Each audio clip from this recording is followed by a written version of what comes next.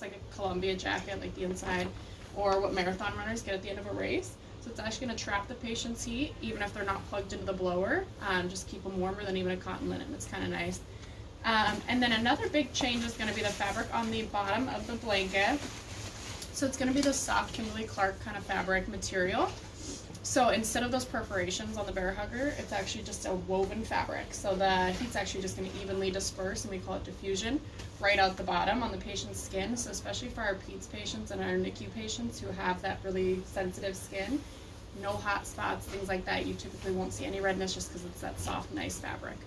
Another great part about this diffusion is that when you plug the blower in, it's actually not going to lift up and float on top of the patient. So you don't need to weigh it down with linens, you don't need to tie it down, nothing like that. It'll just lay flat like a normal cotton blanket.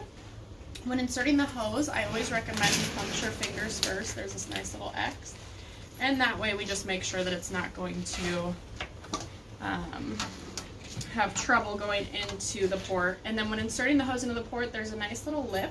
So just make sure that it goes all the way over the lip. You'll hear kind of a click noise. So this is nice sturdy cardboard. It's actually going to hold like 4 pounds of weight, so you can be kind of tough with it if you need to, but you'll hear kind of that click noise, and that just ensures it's not going to fall out. And we have nice handy hooks. You can hook it however you want on the side. You can hook it through the bed. There's a nice little diagram on the back of each hook that kind of tells you how to use it. And then as far as the blower itself, only change is that it has a true HEPA filter, so it's going to actually be blowing really clean air, kind of like the OR ceiling quality air. Biggest change, just purple button instead. It's going to default to that 38-degree warm temp, so that's typically what we recommend. Obviously, if a patient's extremely cold, feel free to turn it up. We have 43. I know our PEDS patients tend to run a little warmer anyway, so feel free 32, or we also have an ambient air, so it's just going to be that room temp air, so it actually kind of provides a little bit of a cooling effect.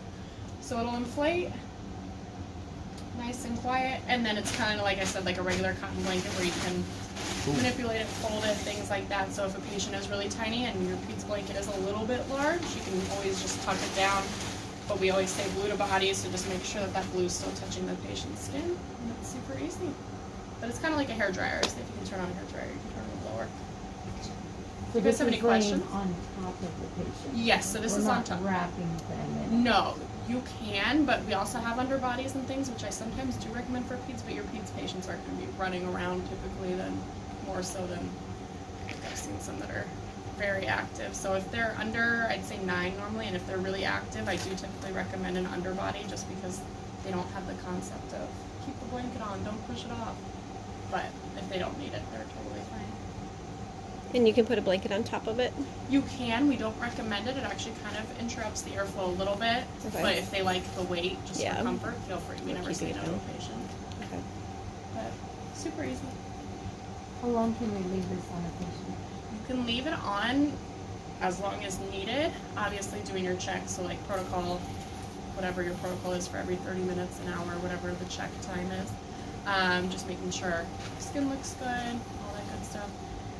There's a filter in it, like I said, it's going to last for 2,000 hours. Your old ones were 500. So the nice part is that you don't have to worry about leaving it on, and your filter's not just gonna go out.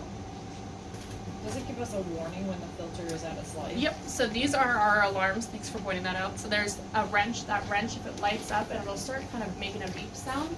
Typically, you guys will probably end up getting a brand new blower before you ever see your filter maintenance beep, and your biomed team usually has a protocol too. I think theirs is every 6 months they're going to change out.